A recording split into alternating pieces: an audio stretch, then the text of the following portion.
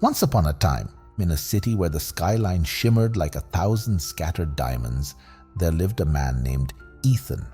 Ethan was the epitome of success. He owned a tech startup that had taken off like wildfire.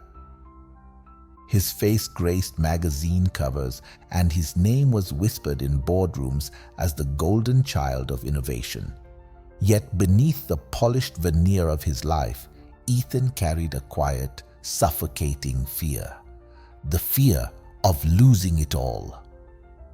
Ethan's days were measured in milliseconds, his nights in restless hours.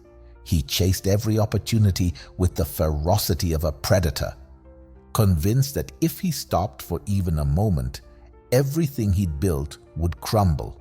Friends became acquaintances, hobbies turned into distant memories, and his only companion was a sleek black smartphone that never stopped buzzing. One Friday evening, as the city hummed with weekend revelry, Ethan found himself alone in his penthouse office. His fingers danced across his keyboard, orchestrating a symphony of emails and spreadsheets. Outside, the world moved on without him. Then it happened. A single notification blinked on his screen. System failure. Critical data corruption. Ethan froze. His heart pounded as he clicked the alert. Lines of red error messages filled the screen. Servers, backups, everything gone. Months of work obliterated in an instant. He scrambled to call his IT team, but their solutions were futile. Hours passed, and as dawn broke, so did Ethan. He sat slumped in his chair, staring at the monitor's cold, unyielding glow. How could this happen? I've done everything right. Ethan's mind raced. Investors would demand answers. Competitors would seize the opportunity. His empire was crumbling, and he was powerless to stop it.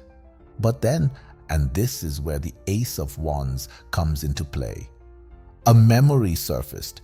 It was of his late father, a quiet man who loved to carve wood in their garage.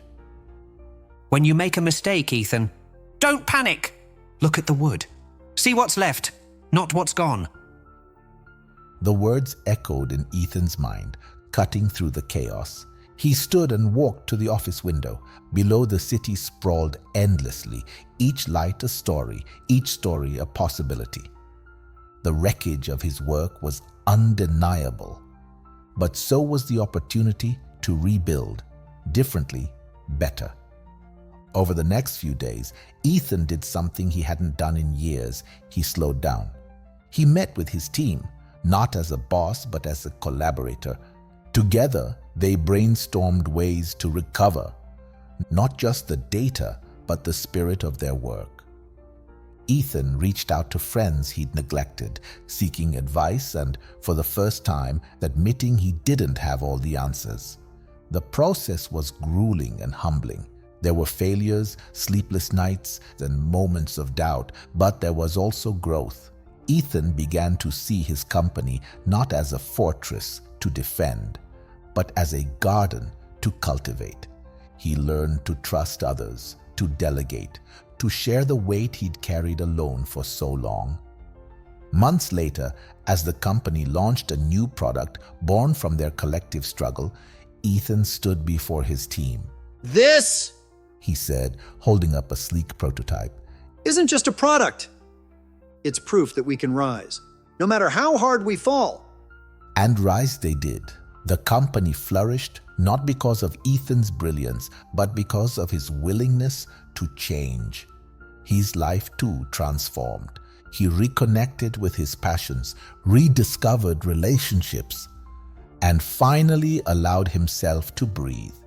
Now, dear listener, as you sit in the quiet aftermath of Ethan's journey, I leave you with this question.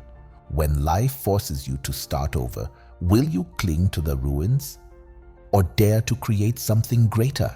If this story inspired you, don't keep it to yourself. Like, share, and subscribe to our channel for more powerful stories that ignite change. And let us know in the comments, how would you rise from the ashes? Your journey could inspire someone else.